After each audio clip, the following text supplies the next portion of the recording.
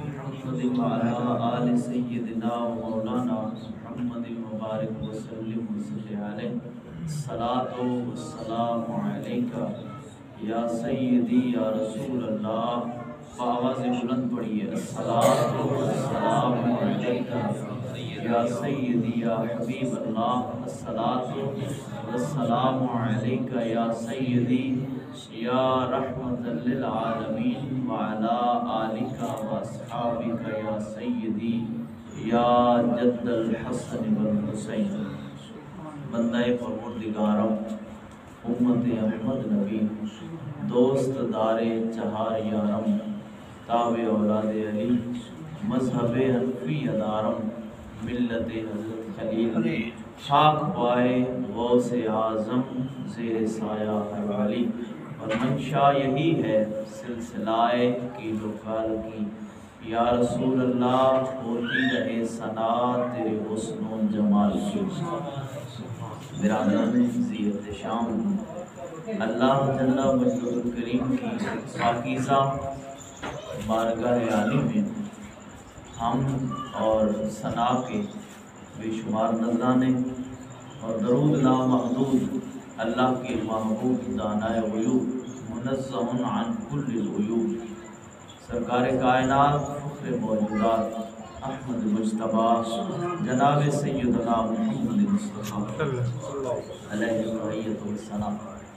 حضور کریم کی خدمت سراپا عظمت میں درود و سلام کے بے شمار نذرانے عرض کرنے کے بعد میرے بزرگوں دوستوں بالخصوص علماء کرام علماء ذی احتشام،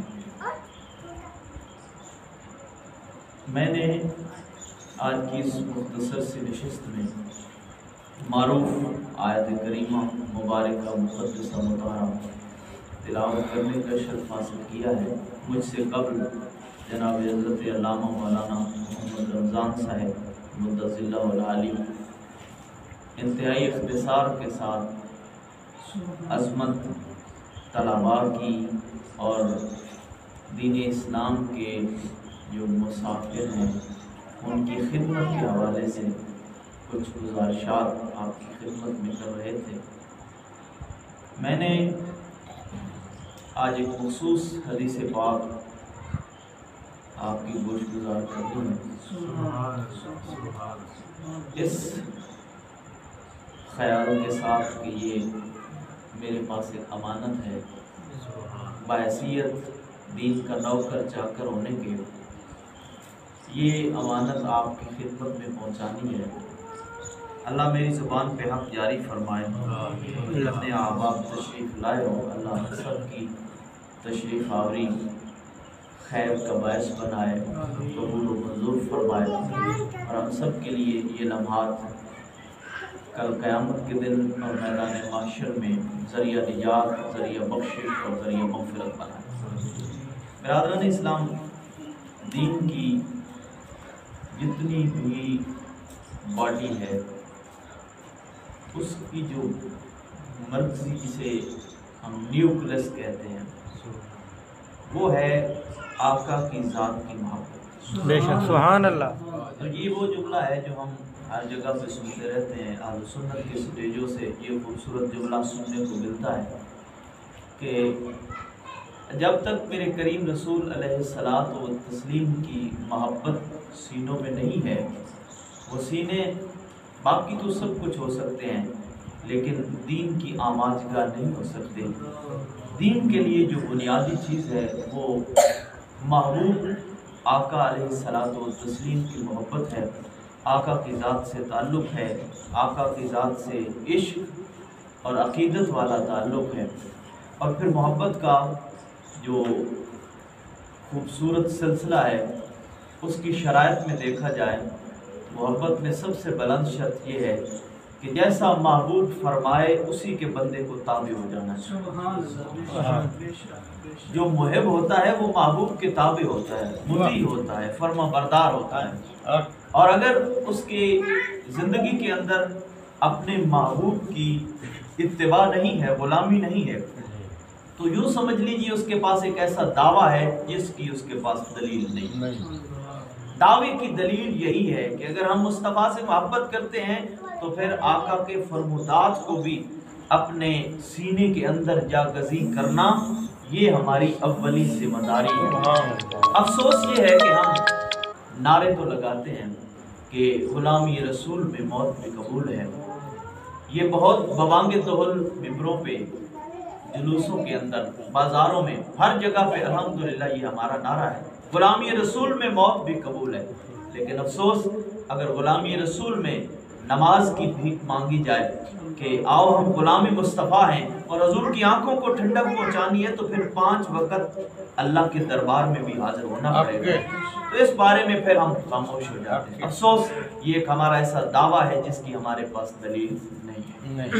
हजरात, अल्लाह करीम ने कुरान मजीद के अंदर इरशाद फरमाया, सारे दीन का खुलासा फरमाया, वमा आताकुमुर रसूलु फखुज़ू, फरमाया तुम्हारा दीन सिर्फ यही है, मेरा महबूब जो तुम्हें दे उसे ले लो, जिससे रोके रुक जाओ। यही दीन। अल्लाहु अकबर। या रसूल, नारे तहकीक, आप इजाज़त। नारे हैदरी, नारे गौसिया। या गौसिया। यानी जो अल्लाह का महबूब तुम्हें दे, जो मेरा रसूल तुम्हें दे उसे ले लो, जिससे रोके उससे रुक जाओ।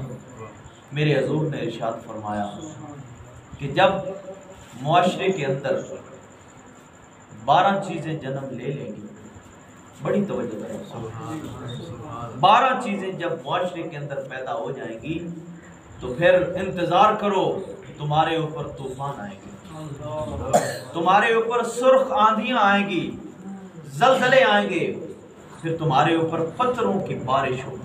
अल्लाह, ये फरमुदात मुस्तफ़ा की रोशनी में अर्ज़ कर रहा हूँ। और आओ देखिए, क्या हम में से कोई शख्स उन 12 चीज़ों की पैदा करने में शामिल तो नहीं है?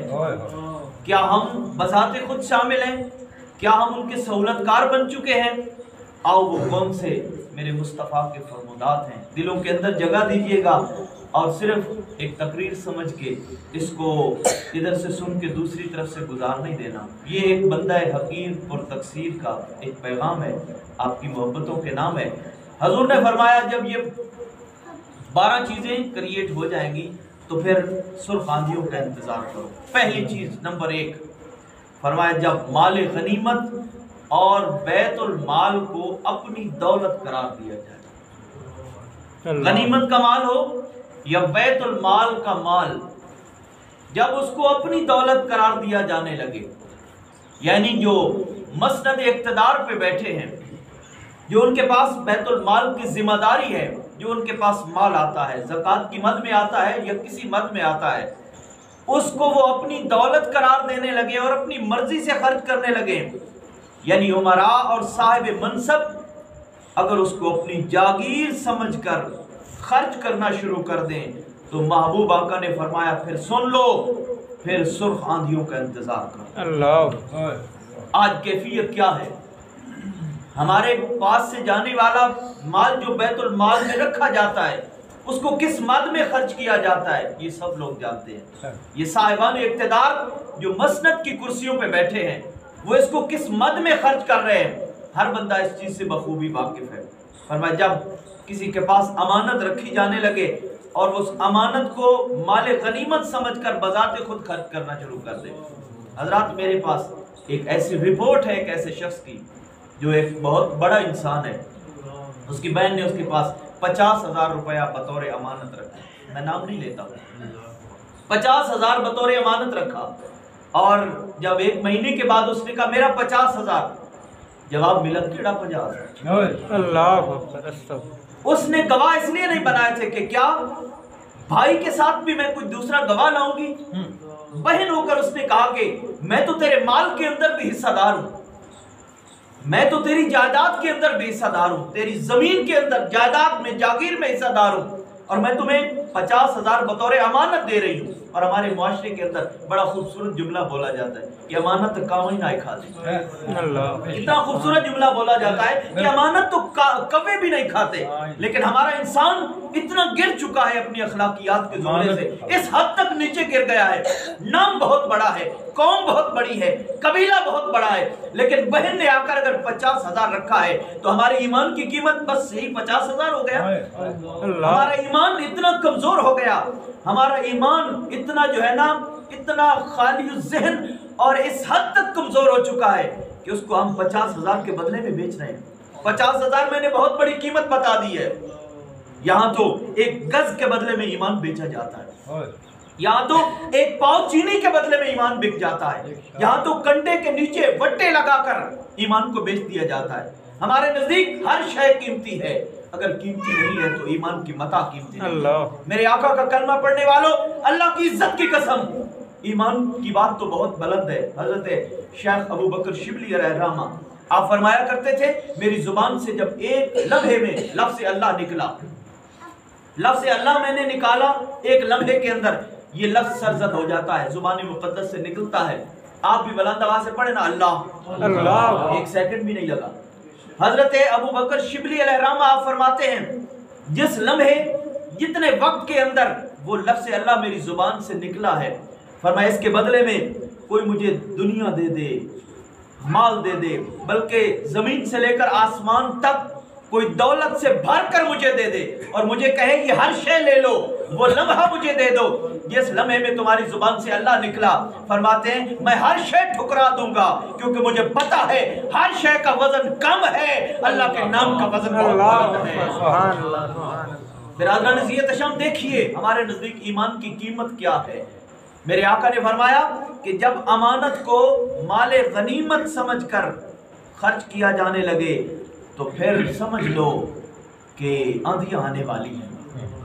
तीसरी चीज मेरे करीम रसूल ने फरमाया, जब ज़कात को तावान समझा जाने लगे, ज़कात का माल हो, कोई लेने वाला जाए, कोई गरीब जाके दरवाजे पे दस्तक दे कि मैं मुस्तहिक हूं, मुझे ज़कात दे दो, और आगे से कहे कि जनाब इतने पानी ला गया, तेरा ताल्लुक क्या है?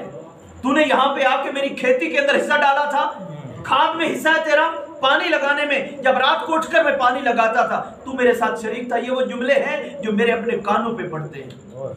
मुआशरे के अंदर आप देखें, जो जाते हैं ना लेने के लिए उशर की मद में, हमारे तलबा भी जाते रहते हैं, अजीब व गरीब से जुमले सुनने को मिलते हैं, दिल दुखी होता है। मैं आज भी एक नशिस्त में वहाँ पे अर्ज कर रहा था कि कोई बंदा अगर उशर की मद में जो उसे उसका हक है, जो शरीयत का हक है उसने देना है, अगर वो आंखें निकाल के ये कहता है कि तेरा यहाँ पे कोई हिस्सा था, समझ लो ये उस बंदे का कसूर नहीं है, उसका माल इतना नापाक है कि अल्लाह उसके माल को अपनी बारगाह में कबूल करे।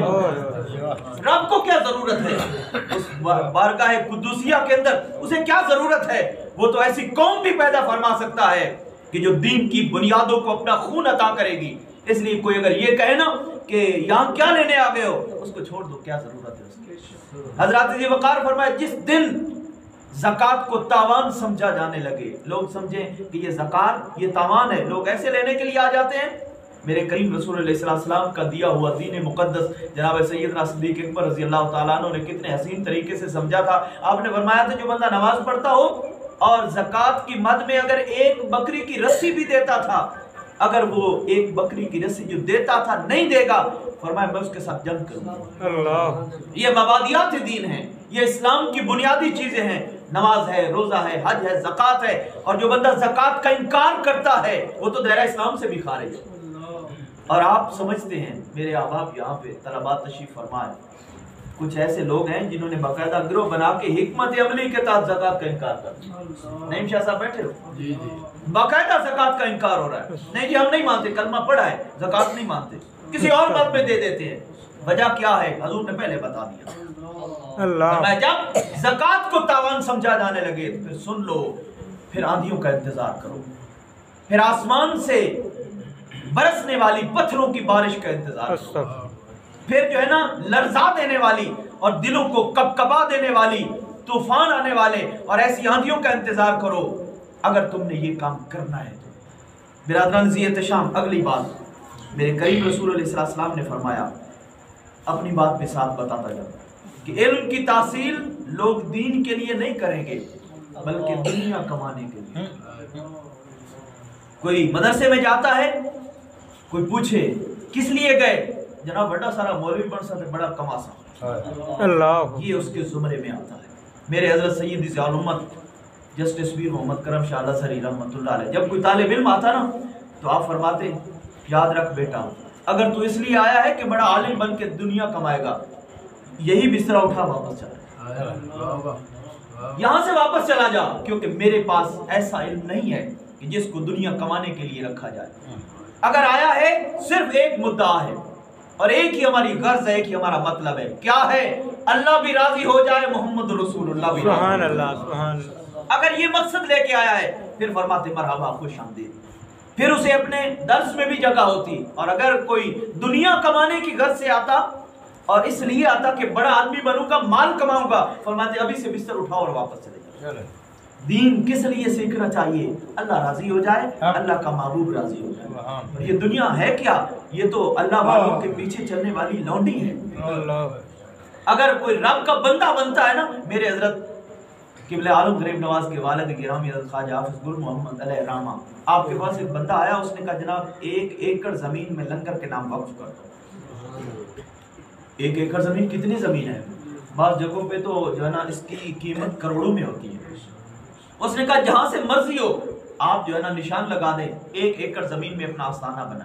فرمایا اسی دنیا سے چل کے میں یہاں آیا ہوں، تم پھر دنیا کو میرے پیچھے لیے پھرتے ہو۔ اس طرح انہوں نے دنیا کو پیٹ کی، یوں سمجھ لیجئے۔ پھر دیکھیں کہ آج دنیا جو ہے نا وہ لونڈی بن کر ان آستانوں کے باہر پھر رہی ہے۔ بالکل۔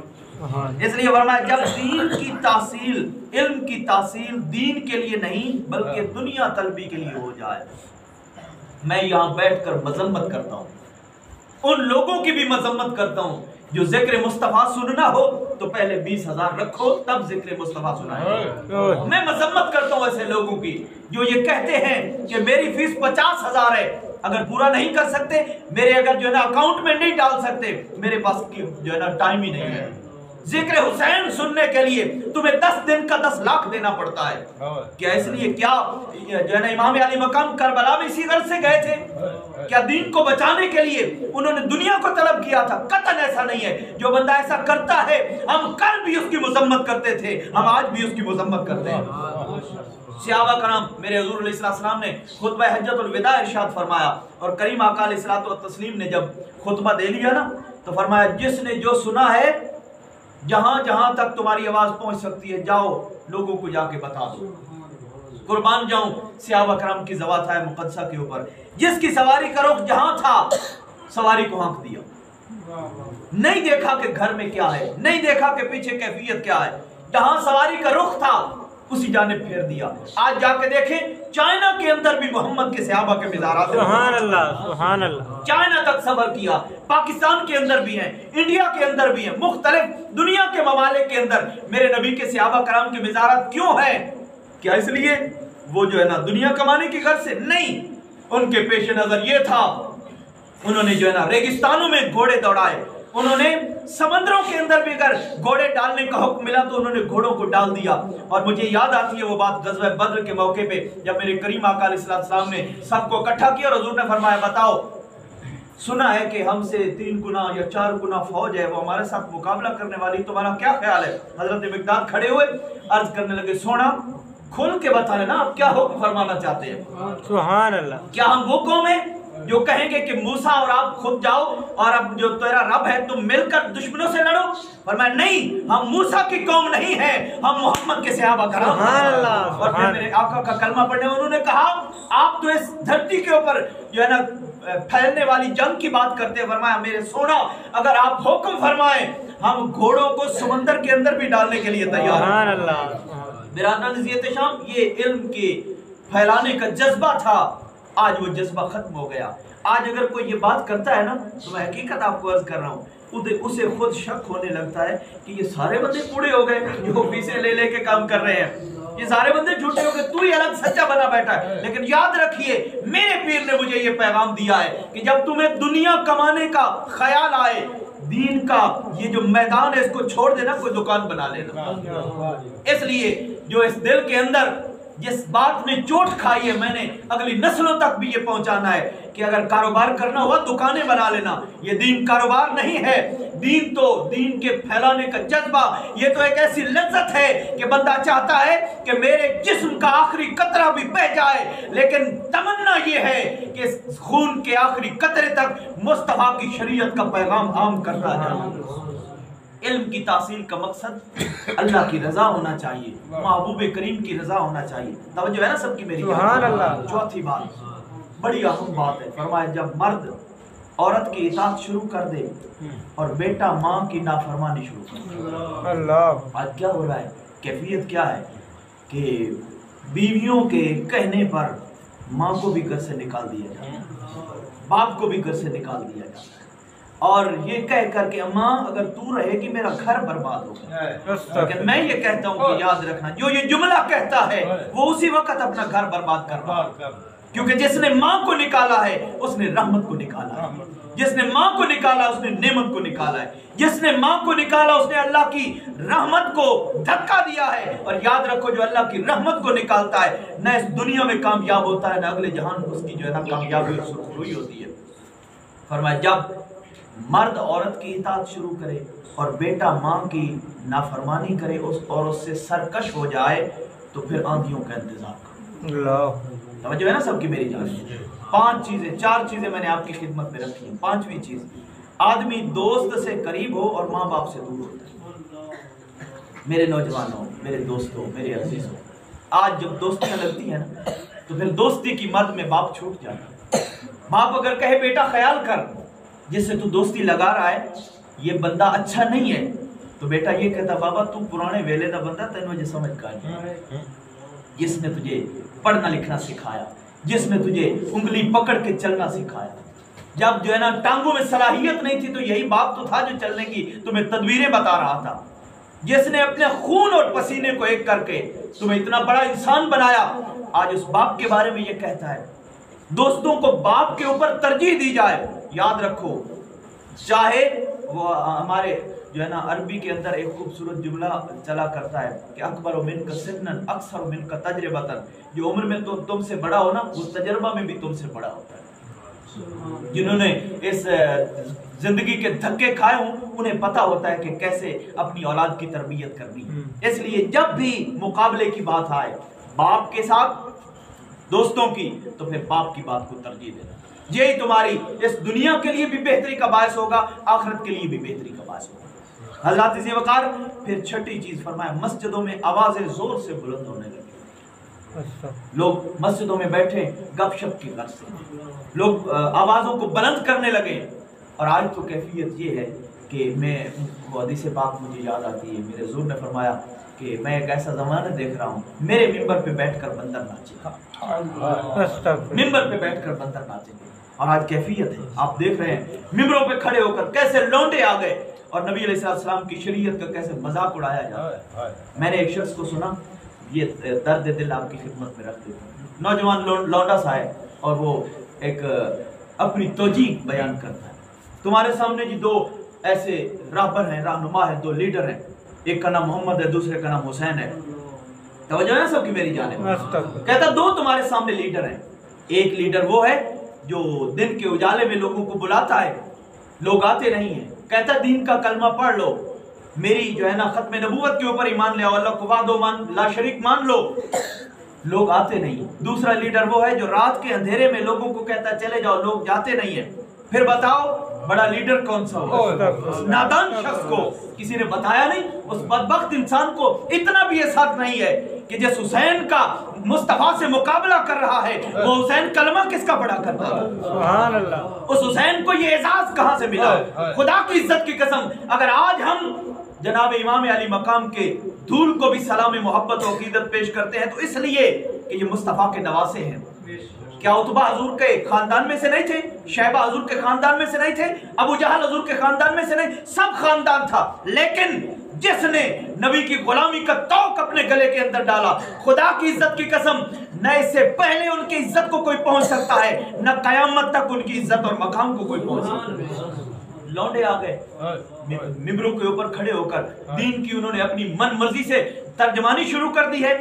قرآن کو جنہوں نے سمجھا نہیں، جسے عربی عبارت کا پتہ نہیں، جسے گرامر کا پتہ نہیں، وہ لوگوں کو قرآن سکھانے کے لیے آ گئے۔ حضرات عزیز وقار فرمایا مسجدوں میں آوازیں بلند ہونے لگے، لوگ زور زور سے چیخنے چلانے لگے، تو پھر سمجھ لینا کہ آندھی آنے والی ہے، طوفان آنے والے ہیں، اور قوم کا سردار قوم کا فاسق انسان بن جائے۔ توجہ ہے سب کی، یعنی جو سردار ہو وہ فاسق ترین انسان ہے۔ آج جو سردار ہیں ان کی کیفیت کیا ہے؟ جو مسند اقتدار پہ بیٹھے ان کی کیفیت کیا ہے؟ جو بیٹھے ہیں اوپر، کوئی وزارت عظمیٰ کے عہدے کے اوپر فائز ہو یا کوئی چھوٹا وزیر بیٹھا ہو، اگر ان سے کہا جائے سورہ اخلاص سناؤ، انہیں قل واللہ شریف نہیں آتی ہے۔ اگر ڈگریاں دیکھو تو پوری دنیا کے اندر سے بڑی بڑی ڈگریاں اکٹھی کر کے آئے ہیں، لیکن بیٹھے وزیر بن کے ہیں۔